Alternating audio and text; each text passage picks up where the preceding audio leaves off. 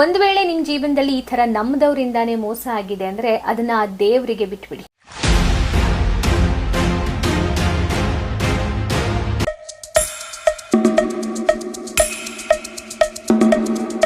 Hi friends, ನಾವು ನಮ್ಮ ಜೀವನದಲ್ಲಿ ಕೆಲವೊಂದು ಸಾರಿ ಗೊತ್ತೋ ಗೊತ್ತಿಲ್ಲದೆ ತಪ್ಪು ಮಾಡ್ತೀವಿ, ಗೊತ್ತೋ ಗೊತ್ತಿಲ್ಲದೆ ಮೋಸ ಹೋಗ್ತೀವಿ.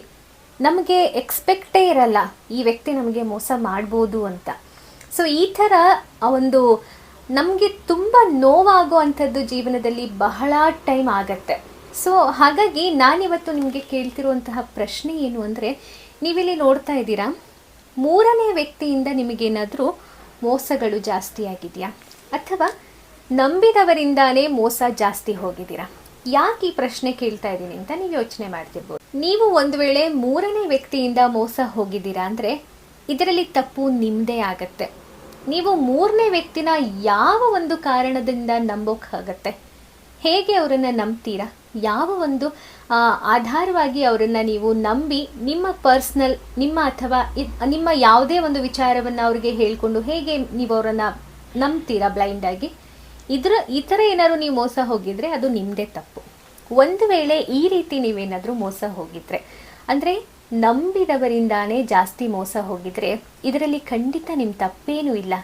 ಯಾಕಂದರೆ ನಂಬಿಕೆ ದ್ರೋಹಿಗಳು ಹೊಂಚು ಹಾಕಿ ನಿಮ್ಮನ್ನೇ ನಂಬಿಸಿ ಮೋಸ ಮಾಡಿದ್ದಾರೆ ಅಂದರೆ ಇದರಲ್ಲಿ ನಿಮ್ಮ ತಪ್ಪೇನಿದೆ? ನೀವು ತುಂಬ ಆ ವ್ಯಕ್ತಿಯನ್ನು ನಂಬಿರ್ತೀರ, ಅವರು ನಿಮಗೆ ಮೋಸ ಮಾಡ್ತಾರೆ ಅಂತ ನೀವು ಕನಸಲ್ಲೂ ಕೂಡ ಯೋಚನೆ ಮಾಡೋಕ್ಕಾಗೋದೇ ಇಲ್ಲ. ಸೊ ಹಾಗಾಗಿ ಈ ಥರ ಆದಾಗ ಅದರಲ್ಲಿ ನಿಮ್ಮ ತಪ್ಪೇನೂ ಇಲ್ಲ. ನೀವು ಅದ್ರ ಬಗ್ಗೆ ಯೋಚನೆ ಮಾಡಬೇಡಿ. ಒಂದು ವೇಳೆ ನಿಮ್ಮ ಜೀವನದಲ್ಲಿ ಈ ಥರ ನಮ್ಮದವರಿಂದಾನೇ ಮೋಸ ಆಗಿದೆ ಅಂದರೆ ಅದನ್ನು ಆ ದೇವರಿಗೆ ಬಿಟ್ಬಿಡಿ. ಅವನು ಖಂಡಿತ ಅವರನ್ನು ನೋಡ್ಕೋತಾನೆ. ಅವನಿಗೆ ಆ ಒಂದು ಕ್ಷಣದಲ್ಲಿ ನಿಮಗಾದಂತಹ ನೋವು, ದುಃಖ, ಅವಮಾನ, ನಂಬಿಕೆ ದ್ರೋಹ ಏನಿದೆ ಅದೆಲ್ಲವನ್ನ ಆ ಭಗವಂತನಿಗೆ ಹೇಳಿಬಿಟ್ಟು ಆ ಕ್ಷಣಕ್ಕೆ ಆ ವಿಚಾರವನ್ನು ಮರೆತುಬಿಡಿ. ಅದನ್ನು ಆ ದೇವರು ನೋಡ್ಕೋತಾನೆ. ಅವರಿಗೆ ಯಾವ ರೀತಿ ಅವ್ರು ಮಾಡಿದಂತಹ ಕೆಟ್ಟ ಕರ್ಮಕ್ಕೆ ಏನು ಶಿಕ್ಷೆ ಕೊಡಬೇಕು ಅದನ್ನು ಅವರು ಮಾಡೇ ಮಾಡ್ತಾರೆ. ದೇವರು ಅದಕ್ಕಾಗಿಯೇ ಇರೋದು. ಒಳ್ಳೆಯವರನ್ನು ರಕ್ಷಿಸ್ತಾನೆ, ಕೆಟ್ಟವರನ್ನು ಶಿಕ್ಷಿಸ್ತಾನೆ. ಸೊ ಅಲ್ಲಿವರೆಗೂ ನಾವು ಕಾಯಬೇಕು, ನಮಗೆ ತಾಳ್ಮೆ ಇರಬೇಕು. ನಾವು ಇಲ್ಲಿ ಒಂದು ವಿಚಾರ ಅರ್ಥ ಮಾಡ್ಕೋಬೇಕಾಗಿರೋದು, ಅವ್ರು ಮಾಡಿರೋ ಕರ್ಮ ಅವರಿಗೆ ರಿಟರ್ನ್ ಆಗುತ್ತೆ. ಅದು ಸ್ವಲ್ಪ ತಡ ಆಗ್ಬೋದು ಅಷ್ಟೇ, ಬಟ್ ಹಾಗೇ ಆಗತ್ತೆ. ತಾಳ್ಮೆ ಕಳ್ಕೋಬಾರ್ದು.